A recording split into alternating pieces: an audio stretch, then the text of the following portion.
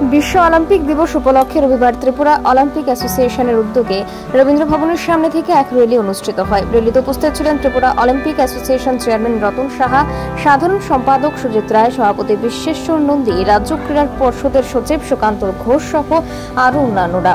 মূলত খেলোয়াড়দের আরও এগিয়ে নিয়ে যাওয়ার লক্ষ্যকে সামনে রেখে এবং আসন্ন অলিম্পিক প্রতিযোগিতায় যাতে রাজ্যের খেলোয়াড়রা অংশগ্রহণ করতে পারে সেই লক্ষ্য নিয়েই বিশ্ব অলিম্পিক দিবসে এই র্যালির আয়োজন করা হয়।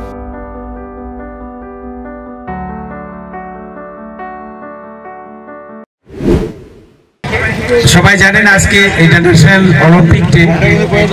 সেই সুবাদে যারা এখানে প্লেয়ার এসছে আমি ওদের উদ্দেশ্যে বলবো, তোমরা হয়তো সবাই জানো 2016-তে আমাদের রাজ্যের তথা দেশের সোনার মেয়ে দীপা কর্মকার পার্টিসিপেশন করেছিল এবং আমি আশা রাখবো এবং তোমরাও প্রতিজ্ঞা করবে আগামী যে অলিম্পিক হচ্ছে 2028-এ সেই অলিম্পিকের জন্য টার্গেট রেখে এখন থেকে প্র্যাকটিস শুরু করো।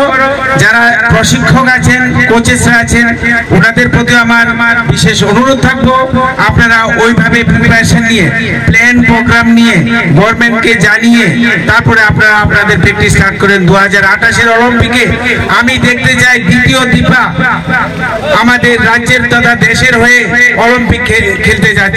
তাহলে আমরা আজকে যে ইন্টারন্যাশনাল অলিম্পিক ডে পালন করছি সেটা সঠিকভাবে পালন হবে। সবাইকে ধন্যবাদ, সবাই ভালো থাকবেন, সুস্থ।